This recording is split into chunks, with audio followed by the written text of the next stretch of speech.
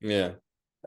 I was aware that the club was in financial trouble. I got to know a few people at the club, and when the club decided to go through community ownership, I decided to write a book about the season. And so I went to most home games, most away games, but also spent time with the relevant people at the club. So the manager at the time, Steve Ibbotson, the six, the Rooks 125 people, and really got to know them, and published books called Dripping Yarns. I don't even think it's available. We only printed about 1,500 of them, and they sold out quite quick. And then I was approached about, well, why don't you put your mouth where your pen is and join us on the board? And it was like, okay, so this was the first year that the club was in community ownership. So I started getting involved. I set up the ownership scheme in terms of the regular ownership scheme. So you had the original one, which was the like the lifers, what we call the granders. But then worked with a couple of the guys, a guy called Sam Knowles and Rob Reed, about how we create this more affordable ownership package for people, and started getting involved and ran that with them. And then first board elections came up, and I stood and got elected. And then one of the people got elected with Terry Paris. See, Terry is a Lewes legend, and he became chairman, and he decided after his 3-year stint to stand down as chair. And the club, you have to have a chairman for a number of reasons. And Terry said to me, well, why don't you do it? And I was like, well, I'm not going to be a chairman. I know nothing like you know. And he's like, trust me. He said, you'll be brilliant at it. And I was like, okay. So I said to the board at the time, look, I don't mind being chair. Perhaps we need to. And it's very clear my role as chair, and even today is I'm sort of like, I have the nameplate, but actually we run as a board completely equal. So the chair doesn't overrule anyone. The chair, the chair isn't necessarily the chair of all the meetings and things like that. My role is I tick a lot of the boxes for the admin side. I'm the one that sort of fronts a lot of the things that we need to front. I mean, that's changed a lot since we've got people like Maggie involved and things like that, and she does a lot of that stuff. Yeah. And that was 2015. So I joined as chair. I was elected as chair in February 2015, and a week later sacked, or mutually agreed to part ways with Gary Wilson and Danny Bloor. That was my first job as chair. Wow. And I would say that, we've gone through a few managers in our time. There is not one manager that I think we've got bad blood or bad terms with. Every single one. I still see, obviously, Danny used to sing quite a lot at Eastbourne, used to talk to Danny. Obviously, Darren's still a really good friend. Darren was at the game, wasn't he? Yeah. Ross. I still speak occasionally to Hugo. Brownie. I mean, Brownie now does commentary. So, yeah. Even Kingy. Kingy. That's brilliant to hear. Yeah, I guess, that's quite a lot of managers to go through. Oh, not like a lot, but over the years, I guess it's but that's interesting to hear. And I never knew about just how you got involved at Lewes, so I think it was necessary to hear that, and for other people as well, because there'll be a lot of Lewes fans, especially a lot of the younger ones that follow my pages that don't know about this sort of stuff. So I think it's good to get it out in the open. So if you look at what do I do? So what's my speciality on the ball line? So I'm football. So men's football. I've been in and around football for over 20 years. The first sort of real involvement in the business side of football, and again, this is going to be before your time and some of the fans' time, but there was ITV Digital collapsed back in early 2000s, and it caused huge financial issues for the Football League and the Football League clubs. And they also had a deal with a company called NTL, and NTL were eventually bought by Virgin Media, but they provided all of the hosting and connectivity for all of the Football League clubs.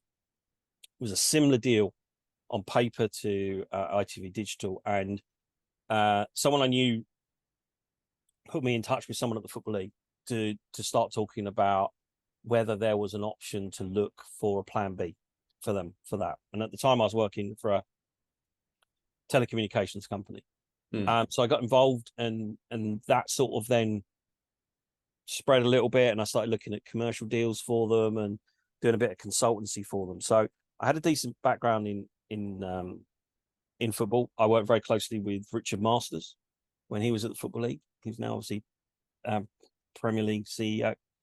Oh, wow. And that's where I got to know quite a few people in football. And then, so when I came across to Lewes, I started watching a lot of non-league football. And as you say, I'm always at games. Yeah. So I know non-league football really well. I've been on the board of the Isthmian League for 6 years now. I was a former director of Supporters Direct before that became part of the FSA. So my speciality is certainly on the football side, and understanding football, understanding what's going on with football.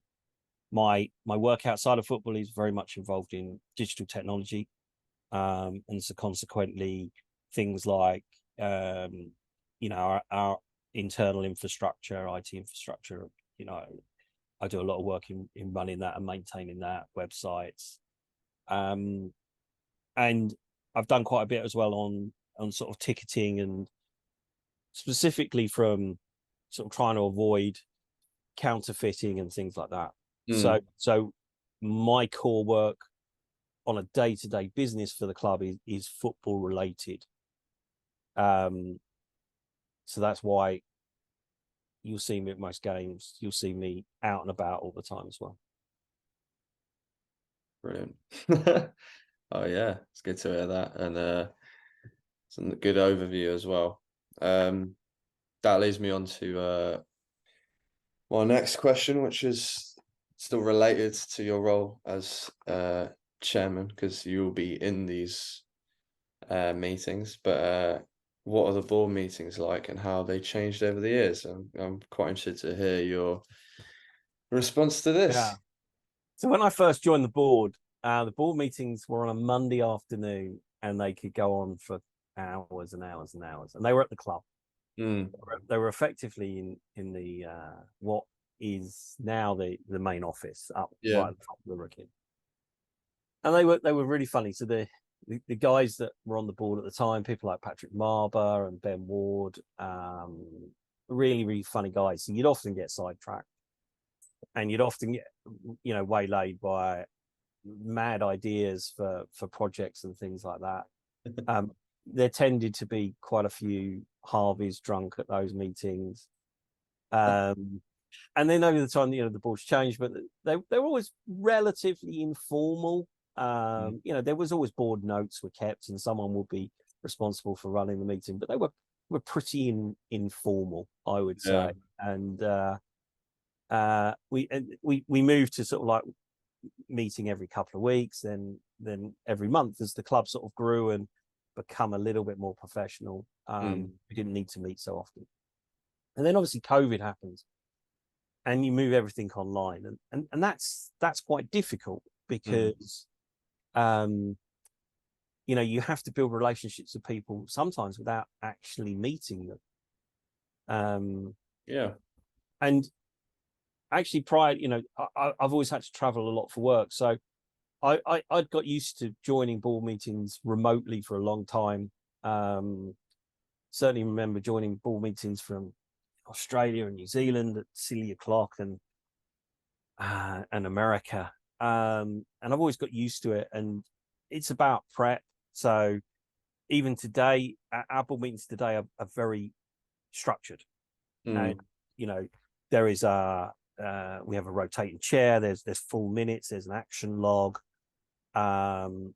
people submit papers, so it is now how a board meeting in the modern world works.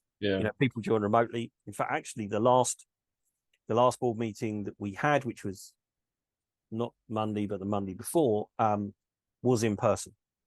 We had a couple of people. So one of our directors was actually over in Japan, so they joined. It was very early in the morning for them, but they joined by Zoom. But the rest of us were all in the room. And again, what you find is that the dynamics change when people are in the room. You're a lot more conscious of your own presence.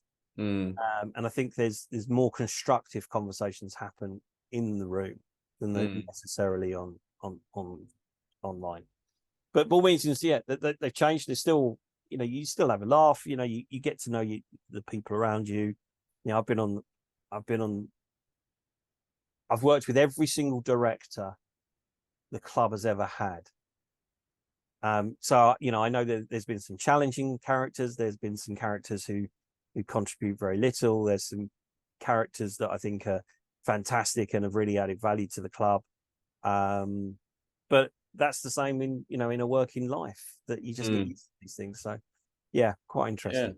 I mean, for my work as well, like quite a lot of the meetings I have as well is with people online on Zoom that I haven't even met yet in person. It is a strange dynamic, so I can sort of understand a bit about what you mean.